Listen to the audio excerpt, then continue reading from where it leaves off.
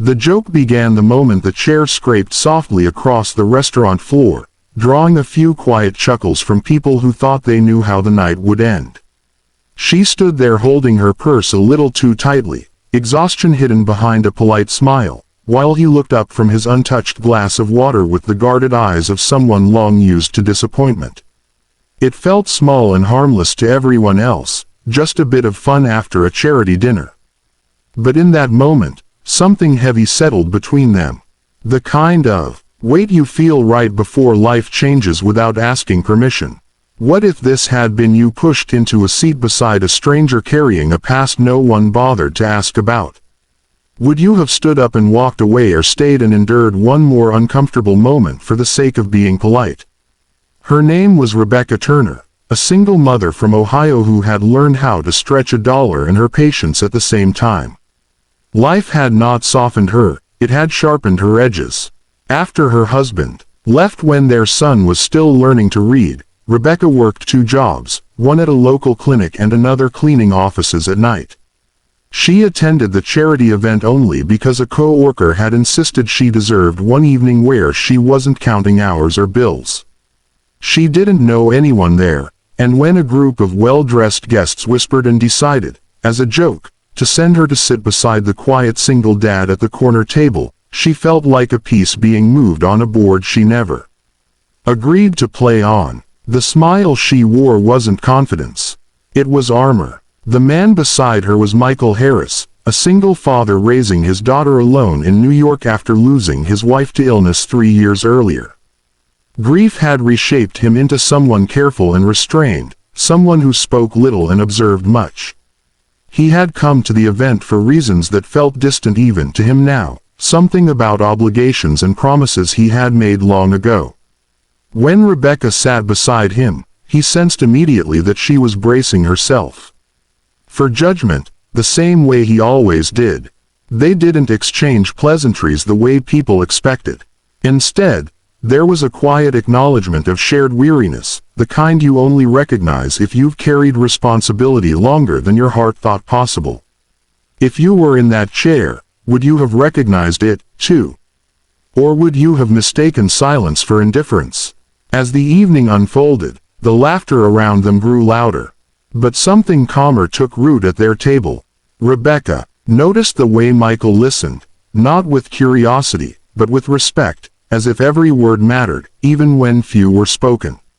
Michael noticed how Rebecca's hands bore the faint marks of years of work, and how her eyes softened whenever children passed by. Neither of them knew they were being watched by the same people who had orchestrated the joke, waiting for awkwardness or rejection. Instead, what unfolded was a shared understanding of struggle. They spoke of parenting without the comfort of partnership, of nights filled with fear about the future, and of the quiet guilt that comes with wondering if love alone is enough to keep a family standing. What no one else knew was who Michael really was. To them, he was just another reserved man in a tailored suit, a widower with a child, nothing remarkable. They didn't know that he had built a nationwide housing initiative that quietly helped single parents find affordable homes, or that he had spent years donating anonymously to shelters and schools. Michael had learned early that revealing his success too soon changed how people looked at him, and he was tired of being valued for the wrong reasons. Rebecca didn't ask about his work, and that alone disarmed him. For the first time in years, he felt seen without being measured. When the truth finally surfaced, it did so unintentionally, whispered by a donor who recognized Michael and spoke too loudly. The laughter from earlier died quickly, replaced by surprise and discomfort. Rebecca felt it before she understood it, the shift in the room, the sudden interest in the man beside her. Embarrassment washed over her, not because of who he was, but because she realized how easily people reduced others to assumptions. She wondered how many times she herself had been dismissed for being a single mom, and how often kindness had been withheld because someone thought they already knew her story. Michael felt the familiar urge to withdraw, but something held him there, something rooted in the quiet respect Rebecca had shown him when no one else was watching. The joke dissolved into regret as those who had laughed earlier scrambled to explain themselves. Rebecca felt anger flicker in her chest, not for herself, but for the truth that had just been exposed. The problem was never who Michael was. It was how easily people forgot the humanity of those they thought were beneath them. She realized that the seat she had been pushed into, the moment meant to amuse others, had instead become a turning point. For Michael, it was the reminder that genuine connection could still exist without pretense.